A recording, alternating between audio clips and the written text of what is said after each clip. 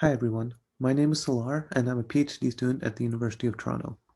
I'm very excited today to talk about our experiences with running wearable sensing studies titled Hindsight is 2020, Retrospective Lessons for Conducting Longitudinal Wearable Sensing Studies. Wearable sensing presents an exciting opportunity to enrich health research. Worn devices such as smartwatches, smart glasses, or smart rings are uniquely positioned for health applications. Consider someone with asthma who wears a smartwatch. The smartwatch is continuously exposed to this person's life, from the moment they wake up and put on the watch to the moment they take off the watch to go to sleep. The watch is exposed to what the person is doing or experiencing. If the person has a coughing fit throughout the day, the watch can detect this using the microphone. In addition to continuous exposure, worn devices also have computational capabilities. So the smartwatch can determine the baseline for coughing frequency for this particular person and determine if this person is coughing more than usual.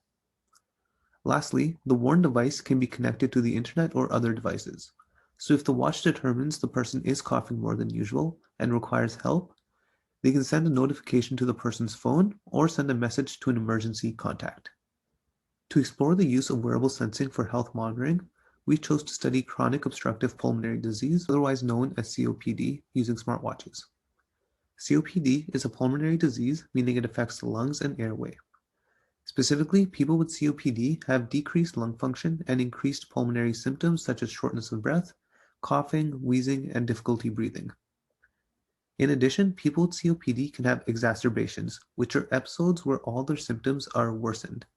Exacerbations require medical intervention early, and if left untreated, can lead to hospitalizations or deterioration of health.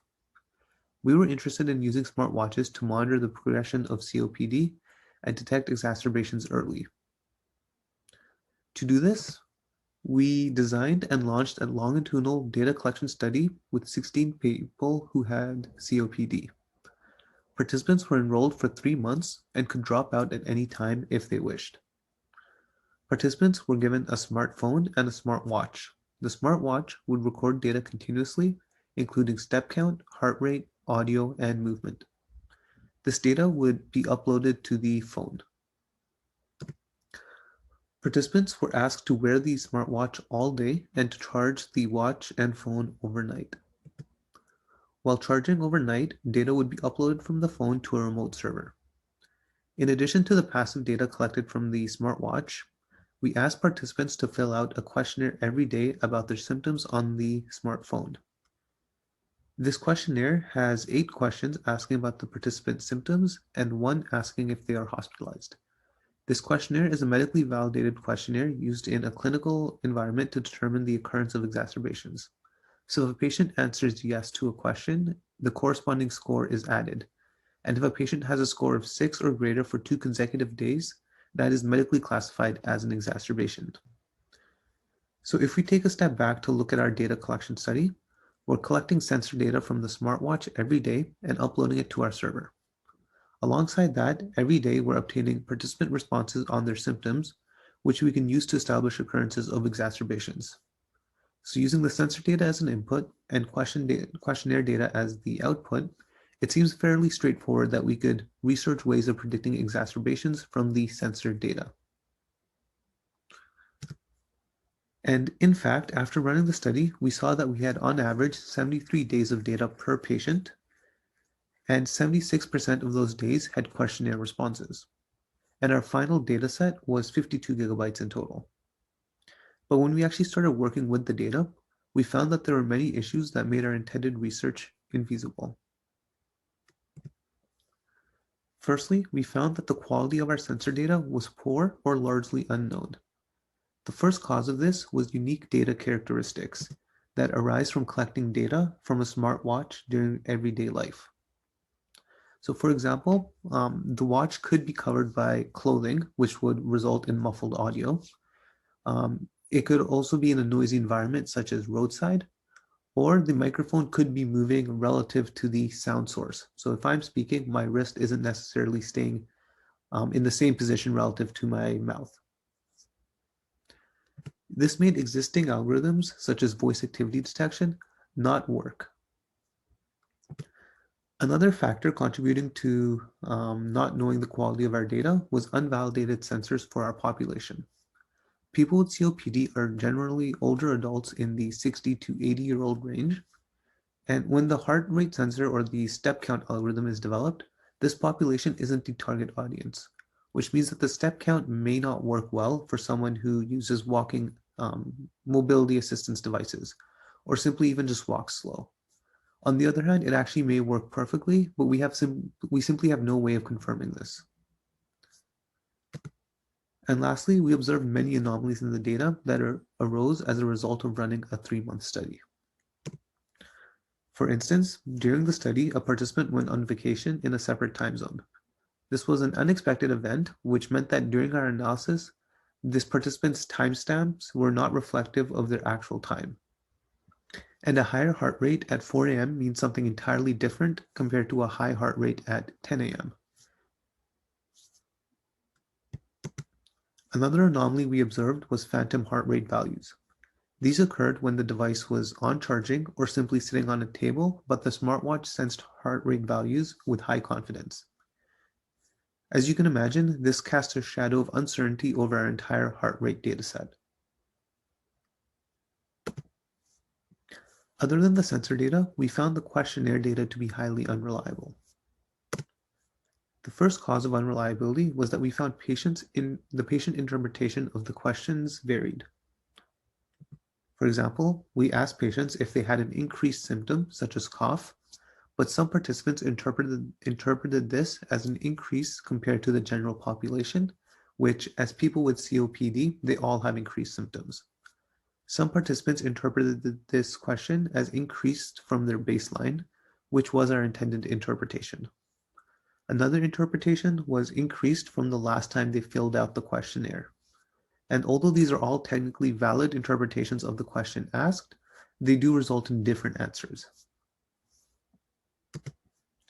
We also found that the interface for the questionnaire was very burdensome. And since we asked participants to fill out the questionnaire every day, the task quickly became too much to do every single day, and we saw reduced responses over time. The questionnaire data had the purpose of being our ground truth to the patient's health. And because of these issues, we found that it was more or less not usable. The last issue we found was that there was lots of missing data. This was caused firstly by participants not using the devices. This sometimes just occurred for a couple of days if they forgot, but sometimes it would occur partway through the study and they would simply not stop using the devices altogether. And so we were missing out on potentially months of data.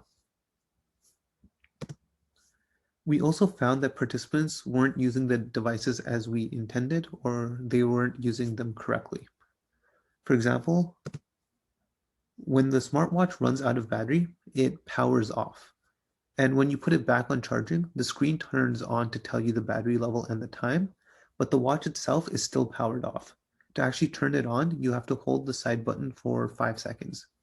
Some participants didn't realize this and wore the watch powered off simply because the screen had turned on and told them the battery level. So all of these faults in the data made our intended analysis infeasible, so we set out to redo the study.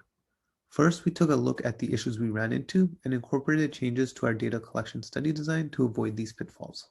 To prevent missing data, the first lesson we constructed was to not wait to look at the data. When the study launches and you have your first participant, start working with the data then. Start the intended analysis to ensure that everything you require is being uploaded. In addition to that, you should monitor that all the data you expect to be uploaded is being uploaded correctly in terms of both quality and quantity. For our study, we developed a dashboard which displayed all the patients and the data they were uploading. Here in this image, we can see a patient's heart rate and questionnaire data. If a participant was uploading less data than expected, or the values we were seeing were unexpected, we could contact the participant quickly to fix any issues they were experiencing. Our second lesson is to collect some data in a controlled environment. For instance, run experiments in the lab with your participants. Experiments can be walking tests, reading passages, or breathing exercises. This lets you establish what these events look like for your participant in a controlled environment. We also recommend running these experiments multiple times throughout the study. This will capture any changes or variations in the participant or the device. In our case, we ran these experiments during onboarding, offboarding, and once halfway through. The last way we collected clean data was to allow the participant to provide data while out of the lab during their own free time. In our case, this was a mobile application where they could do breathing exercises, and we would record the data from the smartwatch during these exercises. So if you look at the data collected, previously we had noisy data as shown in the green. This data has no labels and we don't have any insight to what is occurring. When we incorporated clean data components, we first had the in-lab shown in the blue, and we had out-of-lab data shown in red. So in contrast to in wild, this in-lab data is labeled so we know exactly what is occurring. Another crucial lesson we learned was to validate our sensors.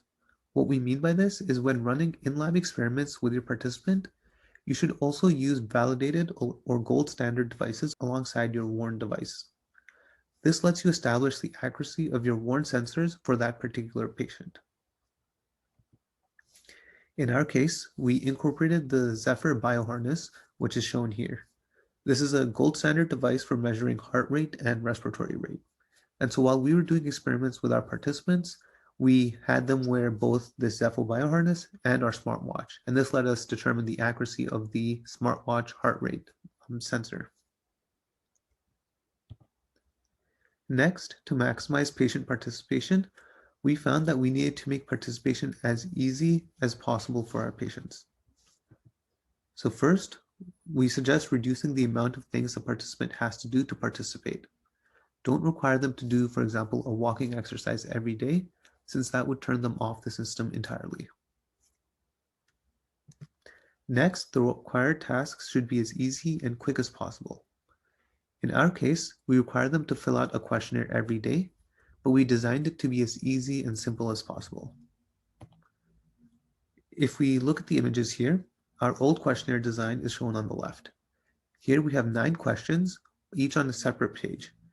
And to move between pages, you need to interact twice.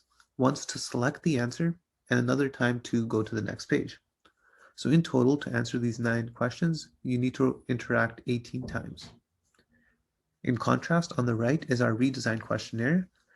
All the symptoms are shown on the same page, and answering all 8 questions can be done in as little as 2 interactions if no symptoms are present. Our last lesson may seem like an obvious one, but can easily be neglected, which is testing the system. And here we have a few suggestions. The first is to test with non-technical people who haven't been involved in the development of the system or work in a similar research area themselves. This will let you identify issues such as a participant not realizing the watch is powered off. Also, try to test with people from your intended population. This will help in identifying issues such as misinterpretation of the questionnaire. Lastly, when launching the study, to begin, keep recruitment slow. Start with a single participant for a week and monitor the system to make sure everything is working as intended. Then once you're confident in the system, you can ramp up recruitment. So we incorporated all these lessons into a second data collection study, which we call Wear COPD version 2. From this study, we obtained a rich data set with reliable exacerbation labels. For our data, we have established the accuracy and reliability of our sensors. And lastly, we have in-lab labeled data for each individual participant, which we can use for our analysis. To conclude, wearable sensing is an exciting field opportune for rich research, but running data collection studies is full of pitfalls that can be detrimental. We have run into these pitfalls ourselves, which resulted in months of wasted data collection. However, we were able to construct lessons to avoid these mistakes and maximize the usefulness of the data. We validated these lessons and methods by running a second study in which we have a much better data set.